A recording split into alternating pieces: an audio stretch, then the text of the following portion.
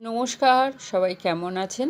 Care ঘরকন্যার সকলকে স্বাগত। বাচ্চার টিফিন, এই টিফিন নিয়ে খুব সমস্যা মায়েদের। সেই সমস্যার হাত থেকে রেহাই দেওয়ার জন্য একটা নতুন রেসিপি। একটা বড় গামলার মধ্যে আমি নিয়ে নিয়েছি 1 বাটি সুজি। যে বাটি সুজি নেব ঠিক তার হাফ বাটি নেব বেসন। এবার সুজি আর বেসনটাকে ভালো করে আমি মিশিয়ে নেব। আর নিয়ে নেব হাফ বাটি টক দই দিয়ে একটা চামচের সাহায্যে সবগুলো একসাথে ভালো করে মিশিয়ে নেব।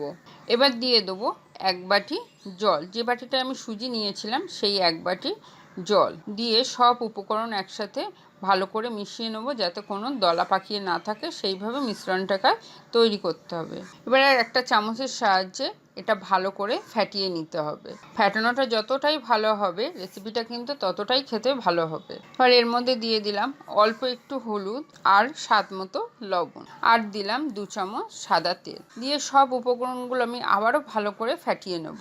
এবার 10 মিনিটের জন্য এই ব্যাটারটিকে আমি রেস্টে রাখবো।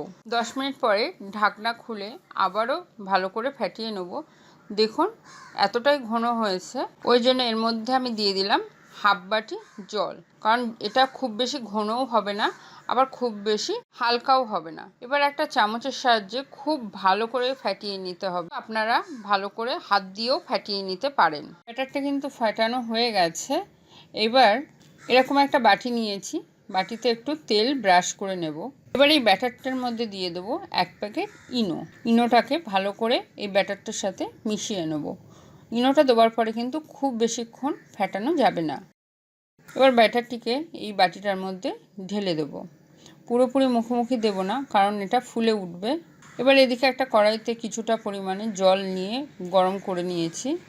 এবার কড়াইয়ের মধ্যে আমি এইভাবে বাটিটাকে বসিয়ে দেব। এবার ভাপে দিয়ে দেবো 10 থেকে 15 মিনিটের জন্য। এই সময় কিন্তু আঁচটাকে একদম মিডিয়াম টু লো আঁচেই রাখতে হবে। আর এদিকে যে ব্যাটারটুকু আমার বেশি হয়েছিল সেটা 2টো ছোটো বাটিতে আমি ঢেলে নিয়েছি। 15 মিনিট হয়ে গেছে। এবার কড়াইয়ের ঢাকনাটা খুলে দেখে নেব ঠিকঠাক মতো হয়েছে কিনা। একটা ছুরির সাহায্যে এটা দেখে নেব। এখানে কিন্তু পুরোটাই হয়ে গেছে। এবার নামিয়ে ঠান্ডা করে নেব। নিয়ে একটা ছুরির সাহায্যে পিস পিস করে কেটে নেব। দেখুন ভিতরটা কত সফট হয়েছে। এবার এখানে আমি একটা কড়াইয়ের মধ্যে কিছুটা তেল দিয়ে নেব। তেল গরম হয়ে গেলে দিয়ে নেব 1 চামচ সর্ষে, হাফ চামচ সাদা জিরা, একটু হালকা করে ভেজে নেব। নিয়ে এর মধ্যে আমি দিয়ে দেবো কিছুটা পরিমাণ কারি পাতা। কারি পাতাটা হালকা ভাজা ভাজা হয়ে গেলে এর মধ্যে আমি দিয়ে দেবো অল্প একটু লঙ্কা গুঁড়ো। এবার সব কিছু একসাথে নাড়াচাড়া করে এর মধ্যে দিয়ে দেবো সুজি আর বেসনের যে রেসিপিটা করেছি সেগুলো। এগুলো হালকা লাল লাল করে এপিট ওপিট করে ভেজে নেব। এখানে কিন্তু আমার টিফিনের রেসিপিটা কমপ্লিট হয়ে গেছে। এবার আমি এগুলো সার্ভ করে দেবো। টমেটো সসের সাথে কিন্তু এটা দারুণ লাগে। আপনারা চাইলে অন্য কোনো সসও ইউজ করতে পারেন। তাহলে কেমন লাগলো আজকের রেসিপি অবশ্যই কমেন্ট কিন্তু জানাতে ভুলবেন না। তাহলে আজ এই পর্যন্তই থাক। দেখা হবে আবার নতুন কোনো রেসিপি নিয়ে নতুন কোনো এক দিনে। ভালো থাকবেন, সুস্থ থাকবেন। আর এরকম রান্না দেখার জন্য আমার পেজটাকে লাইক করে রেখে দেবেন। আমার চ্যানেলটি সাবস্ক্রাইব করে নিতে কিন্তু ভুলবেন না।